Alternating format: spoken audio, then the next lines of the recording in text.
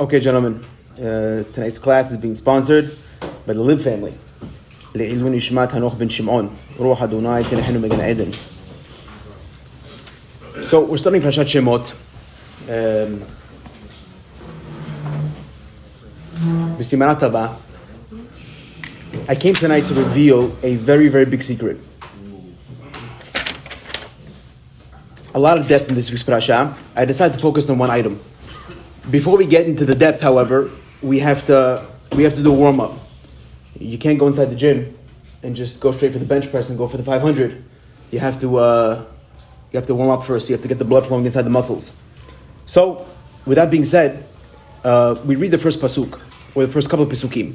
Parasha says, "Vayhi kol nefesh yotzei yerech Yaakov shivim nafesh." It was all the people that went down to Egypt, 70 people. V'Yosef haya b'Mitzrayim. Yosef, he was in Egypt. Vayamot Yosef, and he dies. V'chol echad v'chol adorahu. Everybody dies. A whole generation. Bnei Yisrael paru. Vayishretzu, vayirbu, v'yatzemu, b'meod meod, v'temelech ha'aretz otam. Bnei Yisrael, they became very, very fruitful and multiplying. The entire land became filled with them.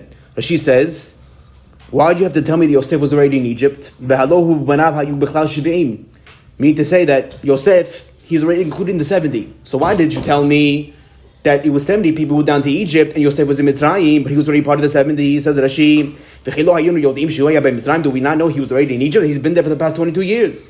They know what to tell me. It's coming to tell me that Yosef, his righteousness, who Yosef had on Aviv, just like Yosef was the same Yosef at the time that he was 17 years old, learning Bechadruta with his father, who Yosef Shaya ben Mitzrayim. He was the same Yosef that went down to Egypt, even though the Mitzrayim was filled with decadency and degeneracy. Still, Yosef, he kept his tzidkut, he kept his religiousness, and he was the same Yosef that went down to Egypt. And he became the king. He still became the same righteous person. Says Rashi, Vayishretzu, right? They became very fertile. Okay, it's a famous midrash that the girls, they were giving birth, the ladies, they were giving birth to 6 babies at a time. Very good. What tipped off Rashi that he knew they were giving off 6 babies at a time? So Dad Zekenim says in the next source, he says, well, if you count how many words it is in the pasuk, let's count together. It says, Melamed, Shayulo do chisha bekeres echad, Merames b'dichtiv. It says in the pasuk, Paru, Vayishretzu, Vayirbu, V'yatzemu, B'me'od me'od. It said it's 6 words corresponding to the 6 babies that were inside each woman's stomach. Now again, this is just the warm-up. I want to tell you the Ben Ish Hai. Ben Ish Hai is incredible. It says the Ben Ish Hai, he says that the truth is, even though Rashi says there were 6 bekeres echad, there were 6 in each of the babies. However, there's another man da'ama that says there were shishim bekeres echad. There were 60 inside each of the bellies. And he says, by the way, don't be so shocked that it's possible that a woman can have 60 babies at a time, because we see by the akrav, we see by the scorpion, also can give birth 70 at a time. Therefore, don't be so shocked that a woman can give birth 60 at a time. Now, this is a side question. I had my question. I said, wow, 60 babies at a time, that's a lot of formula. That's a lot of diapers. That's a lot of school tuition. You'll probably have to buy 3 cars with 20 seats each just to go to the park. Forget about flying to Florida. That's a private jet. So the question the rabbis want to know, if the Jewish people were having 60 bekeres echad, where did the money come from? And this is not only a question for 60 bekeres echad, even 6 bekeres echad. Even if you had 6 babies at a time, again, where did the money come from? This is not my question. This is a question Rabbi called Rubinoff. He comes along and he answers very nice. He says, well, it's hinted in the pasuk how they got their money. It says, Bnei Yisrael paru, vayishretzu, vayirbu, vayetzemu, b'me'od, me'od. He says the word me'od sounds very familiar. We read in Parashat Shema every single day. Ve'ahavta et Hashem Elokecha b'chol levavecha b'chol nafshecha b'chol me'odecha. What does that mean? B'chol me'odecha. You have to serve HaKadosh Baruch Hu with all your money, with all your cash. Therefore, it says Rabbi Yonatan, oh, now I understand how the Jewish people got the money. Because since the pasuk says b'me'od me'od, he reminds us of famous Gemara Nida. The Gemara says Zachar ba le'olam. When a person has a baby boy, and a person has any children in general, Hashem brings the parnasah with the baby. That every time a person has a baby, you should know that HaKadosh Baruch Hu, He's going to provide for that baby. Truth is, a lot of times as parents, we think in ourselves that how could I have a child? I can't afford him right now. Says no, you don't understand. You're not supporting the child. The child is supporting you at the end of the day. I remember that when I was 5 years old, it stuck with me. When I was 5 years old, my mother gave birth to my sister. And I remember her coming back from the hospital, and she was holding Power Rangers in her hands. And she says, David, you should know that when your baby sister was born, she wanted to give you a gift.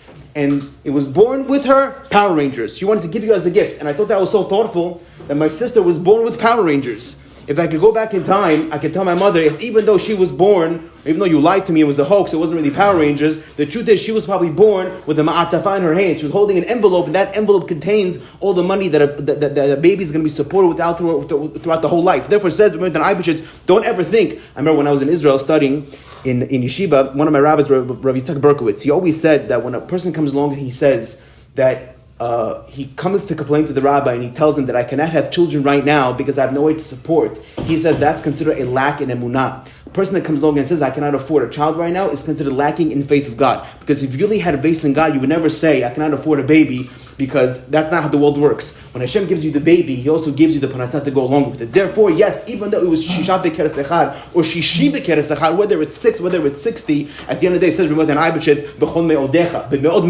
the money comes along with it, and therefore you're going to be supported just the same. Therefore, don't think it's the father supporting the child, it's your child supporting the father. That is the side chidush of Rubinoff. But says the Ben Ish Chai, I have a hint. How do I know that it was Shishim Bekeres Echad or Shisha Bekeres Echad? We'll start with the lower number first. He says, if you take the number 6, he says, how do I know that the Jewish people were giving birth 6 at a time?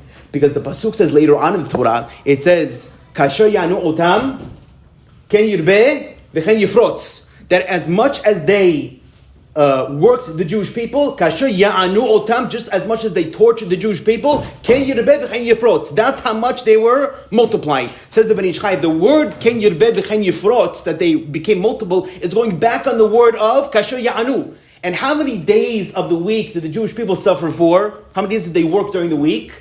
They worked 6 because they didn't work a Shabbat. Therefore, says the Ben Ish Chai, because the suffering, kasher ya'anu oto, was on 6 days of the week, that's how I know that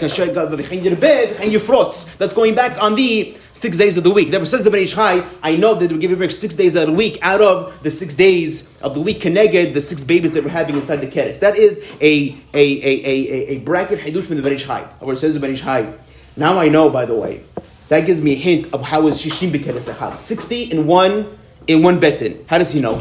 He says as follows. He says, my base number that I know is 6. That's my base number. Because if you think about it, the Torah says paru, that they multiply. Says the Ben Ish Chai, why did you have to tell me that they were paru, that they multiplied? It's obvious that anytime a person goes to a country, he's going to multiply. That is the natural way of human beings. Do I have to tell you that when a person goes to China, there are going to be 3 billion people in China? No, I know, because people, they multiply. That's how the country, that's how it fills up. Therefore, why does the Torah have to go out of its way to tell me Bnei Yisrael were paru, that they were fertile? That's the way of nature. Natural people, they multiply as time goes on. Therefore, the fact that the Torah can't tell me the word paru, it must be telling me an unnatural type of birth. And so my base number, says the Ben Ish Chai, paru means 6. As the previous Manda Amar said, 6 connected the 6 days of the week.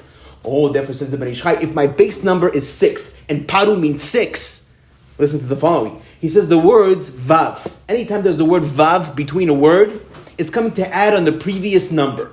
Not only is it coming to add, it's coming to double the previous number. Therefore, it says the Ben Ish Chai, if paru is 6, then the next word, vayishritzu, vav is going to double on the previous number. So paru is 6, vayishritzu is 12. The next word is vayirbu. Well, vayirbu is coming to double on the vayishritzu. If vayishritzu was 12, that means Vayirbu is 24. Next word is Vayatzimu. Well, Vayatzimu is coming to double Vayirbu. Since Vayirbu was 24, that means that the next word was Vayatzimu means it's 48. Now, right now, so far, I have 12, 24, and 48. Now, the next word is B'me'od me'od, he says. Well, there's no Vav over there, so I can't double anything. But I'm going to go back to my original premise of 6. If Paru was 6, that means Me'od me'od was also 6. So far, I have 12, 24, 48, plus the me'od, which is 6, which is 54, plus another 6 is 60. Therefore, it says the Ben Ish Chai, now I know that Manda Amar that says it's Shishim Bekeres Echad, it's also move on the pasuk of 12, of 6, 12, 24, 54, and 60. That is the Hidush of the Ben Ish Chai. That is that huge paragraph on Det Eliyahu. He says that over there in that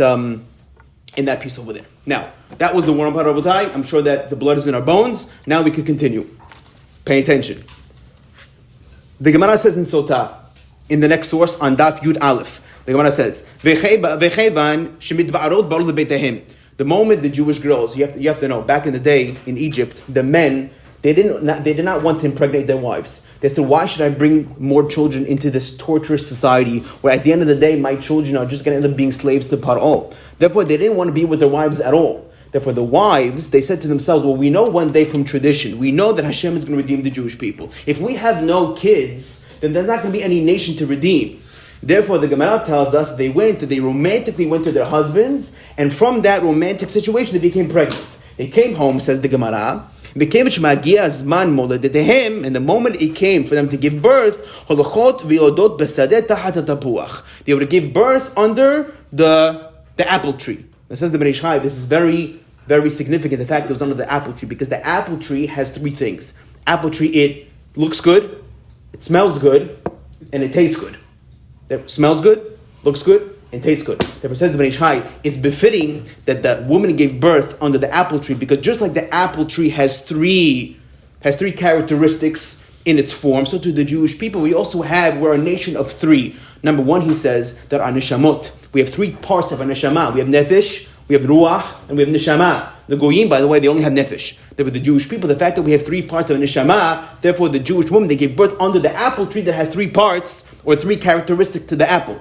Not only that, he says, but we know that our forefathers, Abraham, Yitzhak, and Yaakov, that's also three. Says the Ben Ish Chai, I'll give you another three. He said, when it comes to doing a mitzvah, when we perform a mitzvah, there's three parts of performing a mitzvah. There's the machshava, when I think about doing the mitzvah, or is the kavanah behind the mitzvah. Then there's the dibur, when I make a barachah on the mitzvah, when I say v'hinam on the mitzvah, and then there is the ma'aseh. So, machshava, dibur, and ma'aseh. So just like the Jewish people, we have three parts of mitzvot, so to the ladies, they gave birth under the apple tree that has three parts of the apple. Not only that, says the Ben Ish Chai, but in our nation we have Kohanim, Levi'im, and Yisraelim. Therefore, it says the Ben Ish Chai, it's very befitting that the woman gave birth under the apple tree, specifically under the apple tree that looks good, smells good, and tastes good. Keneged the Bnei Yisrael that we also have three that spread out through our religion. That is the stam by Ben Ish Chai. Says the Gemara, HaKadosh Baruch Hu sholeach mishmim marom mi shemenaker u'mishaper otam.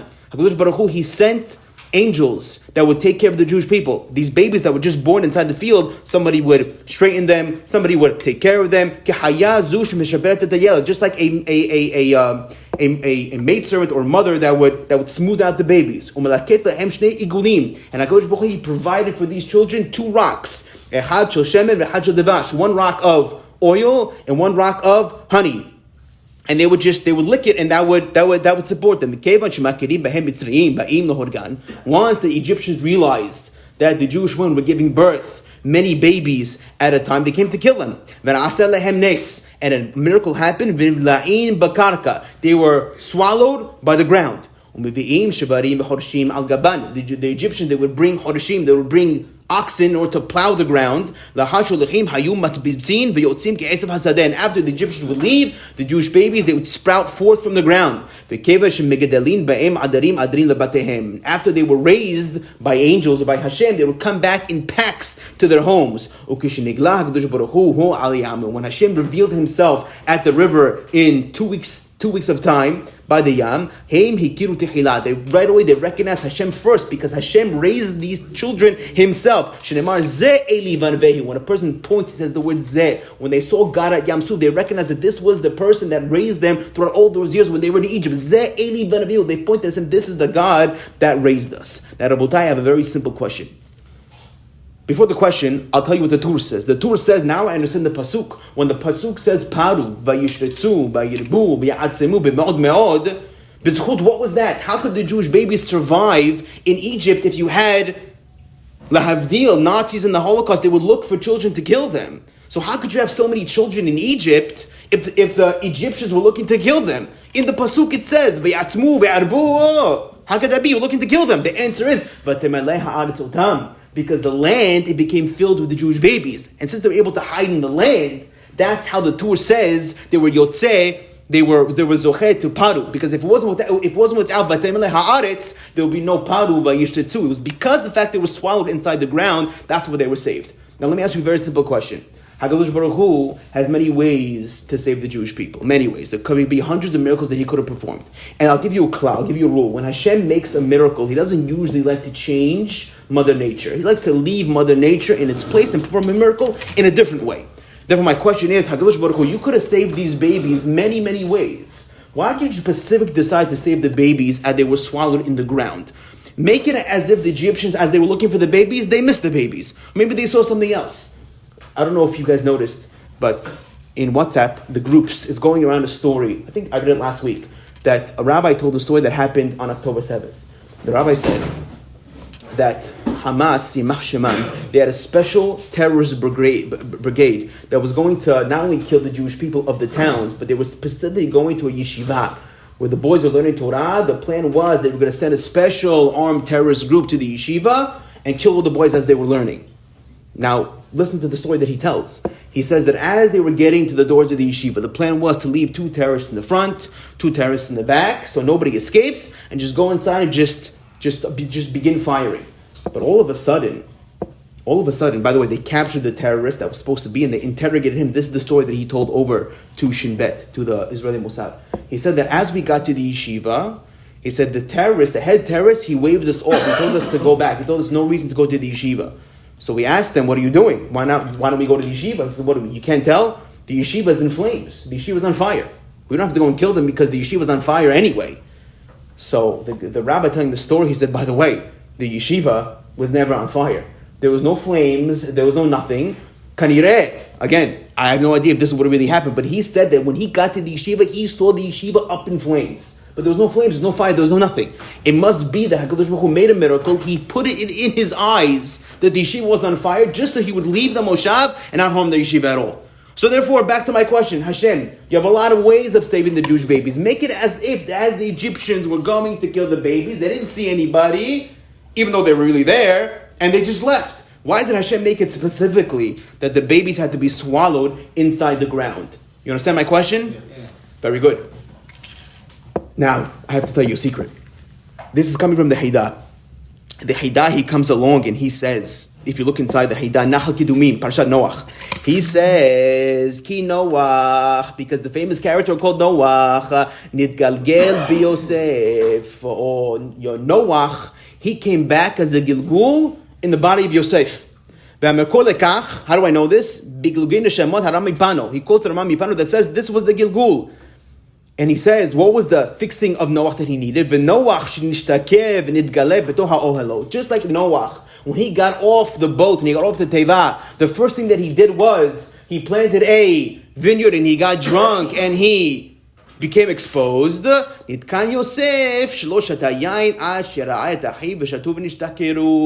Yosef, after being in Egypt for 22 years, he never touched an alcoholic beverage. He only touched the alcohol after he saw his brothers after 22 years. I don't have to remind you what is the alcohol habits of kings. You remember what happened with Ahasuerus. After 180 days of drinking wine, he got so drunk that he even had his beloved wife killed in front of all his friends.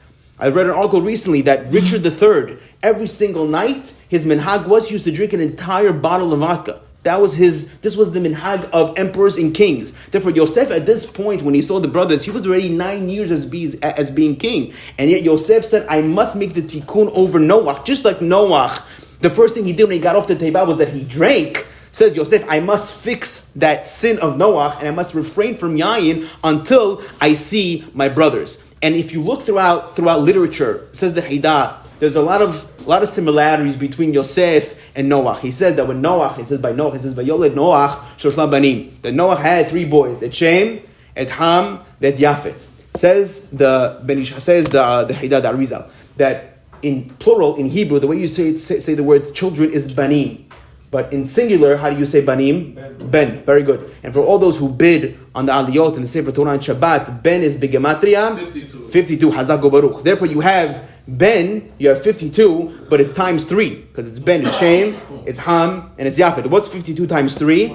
156. Now, that number doesn't mean anything to anybody, but 156 is the same Gematria as Yosef. In order to tell me, well, Yosef is 156, and in Ben times 3, Shem, Ham, and Yafet is also 56. In order to hint to me that the tikkun of Noach through his children was eventually Yosef. The Hida says that if you look at that Rizal in the next source, he comes along and he says, "Vayoled Noach shlosha banim, et Shem, et Ham, ve'et Yafet. Ki kemo Yosef haya bebichinat sod tzadik, ken Noach haya bebichinat sod Yosef. V'zo ramaz hakatuv, vayoled Noach shlosha banim, gimel pa'amim ben begematria Yosef."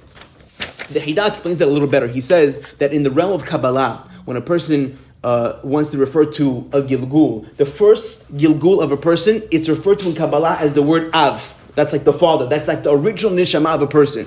And a second Gilgul is a Ben. That's what it's called. The first Gilgul is Av, and the second Gilgul is Ben. Therefore says that Hida, that's why it says by Noach, Vayoled Noach Banim, that he had children. Which children did he have? You're right. His physical children were Shem, Ham, and Yafet. He was the Av. Noach was the original Gilgul, but his Banim, his Ben, his second Gilgul was Noach. Hinted the fact that he had 3 kids, and all 3 banim times 3 is equal to Yosef, which is 156. Says the Hida in Devash Lefi on the very top source. He says Gilgul Rishon Nikra Av, Gilgul Sheni Nikra Ben. Perush Kihu bebechinat Ben legabeha Gilgul Harishon, because it's considered the child of the first Gilgul, which is the father. Lefizeh yesh lomar remes hakatuv. That's why the pasuk says Vayoled Noach hatoleda shel Noach. The procreation of Noach, shehi ha-gilgul shelo, which is considered his gilgul, shenikra ben legabe ha-gilgul harishon, is considered the child of the first gilgul. He shlosha banim, that is hinted to the 3 kids. Gimel pa'amim ben, begematra Yosef, shenitgagel bo, benitkan al yodo. The Yosef came back and he fixed the sin of Noach. And again, just by examining history, you see a lot of the things that Noach messed up on, or the generation of Noach, that they messed up on, Yosef had to come along and fix. Just as an example, we know that the generation of Noach was filled with immorality. Everybody was filled of cheating and deceit and stealing. It was all over the place. Exactly, Hamas. And came along Noah and came along Yosef, and again, picture in your own minds a very good-looking 17-year-old boy who goes down to Egypt. He could have done anything he wanted. There was no parents, there was no counselors, there was no CITs, there's no madrichim, there's nothing. Yosef was alone. He could have done anything he wanted, but it was worse than that, because he was put into a situation where every single day somebody wanted to chip him up and make him lose. But Yosef, at the end of the day, he said that since I know that I am the Gilgul of Noach, in Noach's generation they were messing up in this exact point. Therefore says Yosef, I must protect myself, not for myself exactly, but to fix what happened with Noah. That's why Rashi had to tell us in the very beginning of the parasha. Rashi, I'll remind you what he said. Rashi says, why did it have to tell me that Yosef was in Egypt? I knew he was in Egypt already. He says that Rashi lehodiecha tzidko shel Yosef, to tell me his righteousness. Who Yosef haroeh etzon avi? Same Yosef that was the shepherd of his father. That was a good Jewish boy. Who Yosef sheyah b'Mitzrayim. The same good Jewish boy that was in his father was the same good Jewish boy that he was in Egypt. Even though he had the decadency and the low lives of Egypt surrounding him, he became the same exact situation. You're coming to tell me that Yosef needed to fix Noah. That's the premise, that he had to come and fix what Noah messed up. But what did Noah mess up in? Don't come along and tell me that just because he drank wine when he got off the Teba, therefore Yosef, you don't come back as a Gilgul just to fix such a minor issue. It must have been that Noah, he was much deeper into the sin that we think. Well, I'm looking at the Gemara Sanhedrin, which is the next source on the second page. The Gemara Sanhedrin on Abkuf Chet says, Tana de Rabbi Ishmael, Af al Noach nechtach gezardin. The truth is that even in Noach's time, he was supposed to drown along with everybody else inside the world at the time. Why is that? Ella shematza chaim b'nei Hashem, but he found favor in the eyes of God. Shneimar nichamti ki asitim. Or asitem, that I regret that I created the world. However, v'noach matzeh chaim b'nei Adonai. But Noah, he found favor in the eyes of HaKadosh Baruch Hu. Now, what was so bad? Why did Noah deserve to be killed along with everybody else in the times of the Mabul? Said the Zohar HaKadosh, unbelievable. He says, Shaya bo pegam. He had a very, very big avera. What was the sin? Shelo hitpalel al bnei doro lahatzilam mikelaya. He did not pray on behalf of his generation in order to save them from the curse. Moshe Moshe al Yisrael, just like Moshe Rabbeinu, he prayed for the Jewish people. After they sinned with Chet HaEgel, says Moshe Rabbeinu to Hashem, if you don't if you don't forgive the Jewish people for their sins, he says, if you don't forgive them, then erase me from the book. That's why the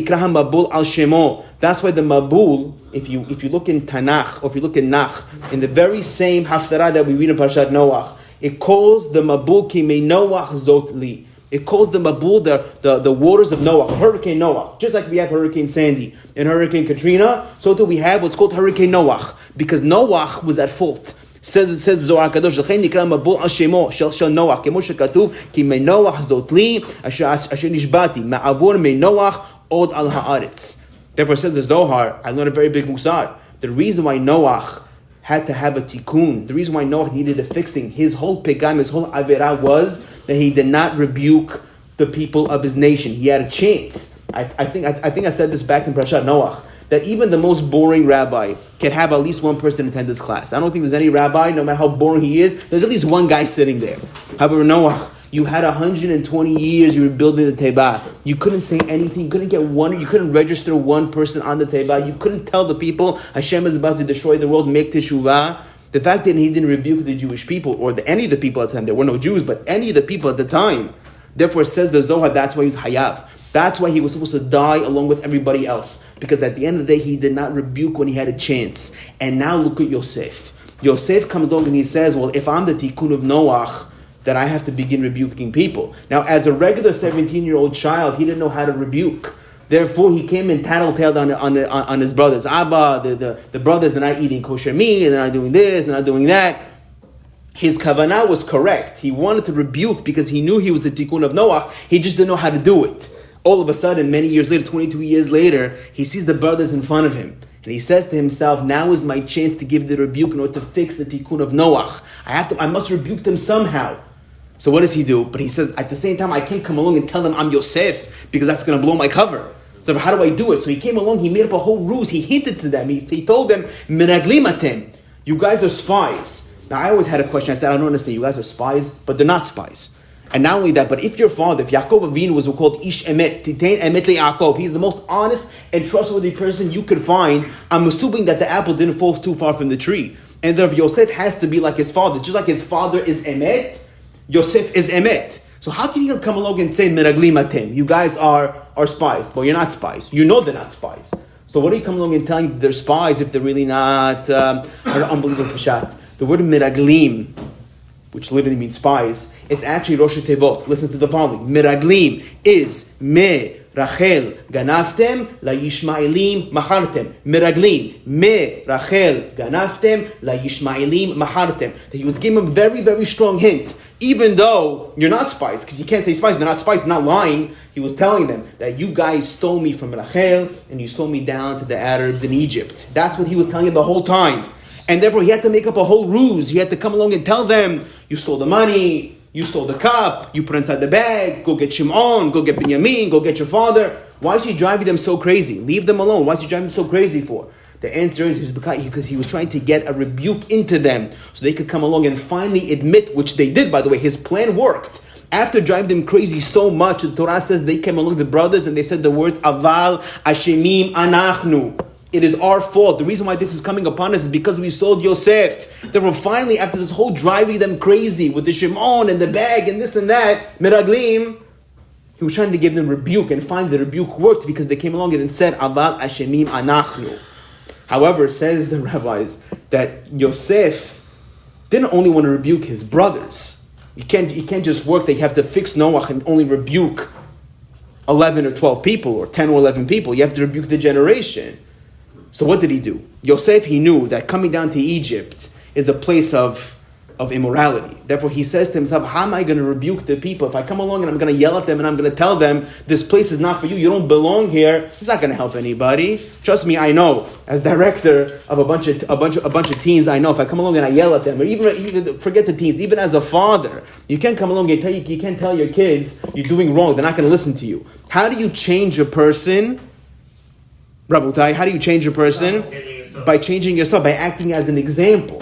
Therefore, Yosef comes down to Egypt and he says, if I mess up with this Bat Potifar, or with Potifara herself, I'm going to plant into the Jewish people a seed. They're going to come along and say, if Yosef could do it, I could do it also. If my father smokes, I could smoke. If my father drinks, I could drink. My father's all night on the phone, I could be all night on the phone. However, if the person has a good example and he sees that his forefathers are not doing it, he's not going to come to do it either. Therefore, says the Midrash, I read inside, says the Midrash Rabbi, Yosef Yarad al Mitzrayim. Yosef goes down to Egypt. V'gadar atzmo min ha'areva. And he protected himself from immorality. V'nagdiru Yisrael b'zchuto. And therefore, because he protected himself, he protected the entire Jewish nation. Amar Rabbi Hiya bar Rabba, Kedai haya gadur erva be'atzmo. It is so important, the fact that he protected himself, because the fact that he protected himself, Shidga'alu Yisrael al yado, is the chut that he protected himself, the entire Jewish nation was able to be redeemed from the exile of Egypt. That's, by the way, that's a lesson. If I had to say anything about this whole derash, the lesson is how we have to fix ourselves. It's not always perfect.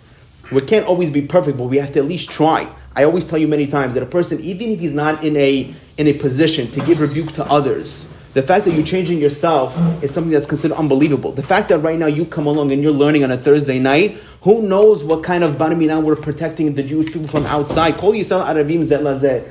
There's many videos that are going around with the soldiers. The soldiers, they make a video and they say, Rabutai, we don't need any more toilet paper. We don't need any more chocolate coins or chocolate hatifi. We don't need any of those things. All we need is for you to do mitzvot. Why are they saying that? Why do they need us to? What does our mitzvot have to do with them?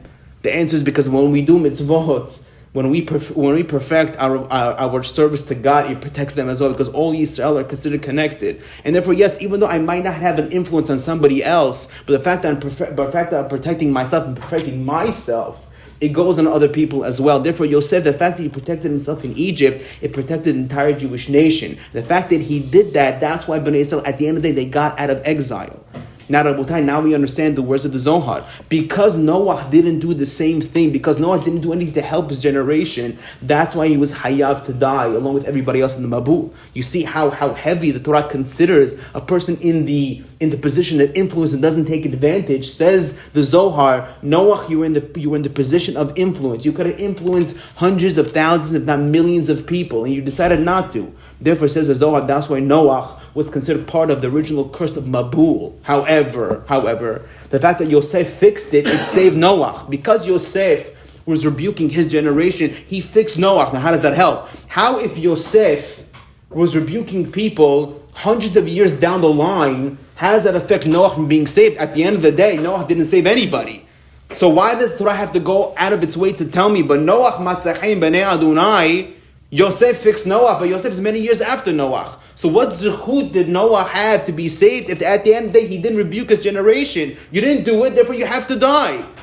Listen to the following. If you look at the pasuk, it says V'noach matzachayim b'nei Adonai, that he uses the word Yud Kei Vav Kei. Now let me tell you a very basic kavanah. When we say the words Hashem, you can't just say Hashem and that's it. You have to think of what his name means. Now, the name Yud Kei Vav Kei, what does it mean? It means Hava, Hoveh, and Yehiyeh. Hashem is the past, Hashem is the present, and Hashem is the future. Therefore, when it says the words V'noach matzachayim b'nei Adonai, Noach found favors in the eyes of Hashem. Which Hashem did he find favors in the eyes of? In the Hashem of the future, in the Yehiyeh. Because Hashem realized that Yosef is going to come along one day, he's going to fix my sin of not rebuking. Therefore, Hashem said, yes, even though Noach, the present Noach, the Hava, the Hoveh, the present Noach, is not doing anything to fix the generation, still Hashem is also Yehiyeh. Hashem is also in the future. And since in the future Hashem knows that Yosef is going to fix the sin of Noach, therefore Hashem said, because he saved him, that's why he was able to be saved. By the way, the Hatam Sofer says the same thing, that Noach, he was derelict in the mitzvah of Hochiyah Tochiach. He didn't rebuke the generation. Because he didn't rebuke, that's why he was Hayav in Kilaya. Now I'm not done. I'm not done yet. Now watch. Noach knows that he must fix Noach. That's his whole goal in life. I must fix Noach. But now, besides Noach drinking on the Teva, so Yosef refrained from drinking with his brothers until his brothers came. Yosef also knows that Noach messed up in the generation that he didn't rebuke, therefore Yosef rebuked. However, there was one other issue that needed Yosef's attention. The pasuk says in Parshat Noach in Perek Vav, it says, Vayome Elokim leNoach. God tells Noach, Ketzko basar ba lefanai, Ki malei ha'aretz Hamas, the entire land that's filled with thievery. Mipenehem v'hineni mashchitam et ha'aretz, and now I'm going to destroy the land. Rashi says when it says the words et ha'aretz, I'm going to destroy the people on the land. It means with the land. Well, what did the land do? It says Rashi, et ha'aretz im ha'aretz, along with the land. She'af gimot tefachim shel omek ha'machrisha nimochu, even 3, we'll call it inches into the ground also considered that the ground sinned as well. Says the Midrash Rabbah, Shegam ha'aretz kilkelat ma'aseha. Also the ground is considered sinning. Ki kasher zar'o bahitim hotzia min acher. Anytime you would plant wheat kernels, it came out something else. Hakol kilkelu b'ma'asehem b'dor hamabul. Because the dor hamabul was sinning so much, it even had the audacity to affect the ground itself. Af ha'aretz zinta. Even the land committed immorality. You plant something else and it came out something completely different. Now, based on that, Yosef says to himself, since Noah, he also messed up on the ground, how am I going to fix the ground? What is the tikkun of Noah on the ground that Yosef has to fix? If you remember, in last week's Parshat, 2 weeks ago by Yigash, the Torah says that Yosef, he was in charge of the silos, of the wheat, all the food, anybody that needed food in Egypt, you had to go to Yosef. And eventually, after 2 years of famine, everybody's buying food from Yosef, but their money ran out. He says, I have no money anymore. Says Yosef, you can't pay me with money, you have to pay me with real estate. Exactly. So what did Yosef do? He collected all the real estate. He bought all the real estate in Egypt, and it was under his hand. He had full control under the real estate of the Egyptian country. What was Yosef's kavanah when he did this? He had dual kavanah. Well, number one, since the aretz need to be fixed in the times of Noah, right? The Torah says by Egypt, it was ervat haaretz. Even the ground in Egypt's time was infected with sin, just like it was infected with sin in the times of Noah. Therefore, Yosef said, I have to buy all the land of Egypt in order to infuse Kedusha into the land to fix Noah. But hold on a second. I also know that in hundreds of years of time, HaKadosh Baruch Hu is going to bring all the babies.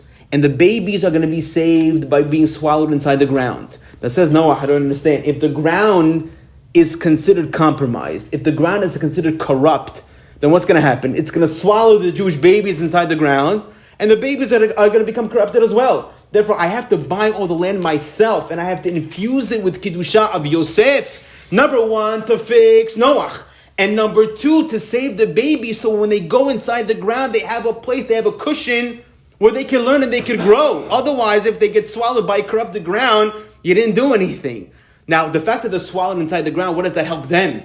What Kedusha are you talking about? Says the Arizal, that the truth is that whatever neshamot, whatever the souls that were corrupted in the times of Noah, those souls that were corrupted in the times of Noah, they came back as a gilgul into the people of Mitzrayim, into those Jews of Egypt that were under the slavery of Paro. It was the same neshamot, times of Mabul and the Jews in Egypt. Therefore, just like in the times of the Mabul, they were sinning. They needed a tikkun. They needed a fixing. But who's going to fix them? Who's going to fix the Jews of Egypt? The answer is, says the Arizal, when they go through the Kuhar Barzel, when they go through the furnace of Egypt, and they go through all the pain and all the suffering of the slavery of Egypt, it's in Egypt they get their tikkun. Therefore, says Yosef HaTzadik, if I'm able to get Noah, again, it's all deja vu all over again. Noah, who didn't care about the people in his time, and everybody was doing sins of immorality, hundreds of years later, he comes back as Yosef. Yosef is the guy that's going to tell the people, now you have to make the tikkun, now you have to make the fixing. Because back in the day of Noah, it was V'temelei ha'aretz Hamas, the entire land was filled with thievery. Now the land is going to be filled V'temelei ha'aretz otam. Says the Tur that he has a computer brain. The Tur says that there's only one other place where it says the words V'temelei ha'aretz. One is by Parshat Noah, V'temelei ha'aretz Hamas, and the one is in our Parashat, V'temelei ha'aretz otam, in order to tell me that the V'temelei ha'aretz otam, to fill the land with us, with them, with those Jewish babies, is a tikkun for the V'temelei ha'aretz Hamas. We're fixing the fact there was thievery and there was immorality back in the day. Says the Arizal, I'll read those words inside, and with this we finish. Says the Arizal, Ki b'anshei dor hamabul shenimochu b'mabul, those people of the generation of the flood that were drowned inside the ground, hayu neshemot kedosho, they had very holy souls. Ella shenifgemu ayidei hashchita basar, But they were filled with sin because of the generation. However, Hashem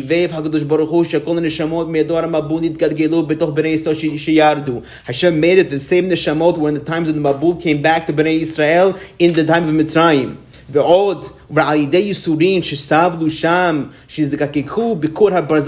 However, they got their sins cleaned out by the furnace of Egypt. After they left Egypt, they were actually ready to get the Torah on Har Sinai. And with that, they fixed what happened in Dor HaMabul. Now they finally were able to serve HaKadosh Baruch Hu. And therefore, Rabbi, this answers our original question. The original question that we had was, Hashem has a lot of ways to save the Jewish babies. He could have saved them either by making up a story in the eyes of the Egyptians that there's nobody there, or it's something else. He could have hundreds of ways he could have saved, thousands, not millions of ways he could have saved the Jewish people. And we asked, why did Hashem specifically save them in a way that they were swallowed inside the ground? Well, the answer is obvious. Because with the fact that they were swallowed inside the ground, he was doing two things. Number one, he was fixing Noach. Number two, he was fixing those nishamot of those people in Dor HaMabul that were sinning then. He came back and he decided to fix them right now. But like I told you, the lesson is what Yosef stood for. At the end of the day, we see a lot of things that are wrong with this earth. A lot of things are wrong with the world. And it's not, you can't just go up on a speaker with a loudspeaker or microphone and say, Rabutai, you're not doing good. You have to give them rebuke. It's more than that. We have to first fix ourselves. And when we fix ourselves, you fix yourselves, then you have the ability to fix other people. When that says, it should be Mikoyam Banu HaPasuk, Be'atem HaDabekim Adonai Elohechem Ha'im Kohen HaYom Shabbat Shalom U'Mevorach.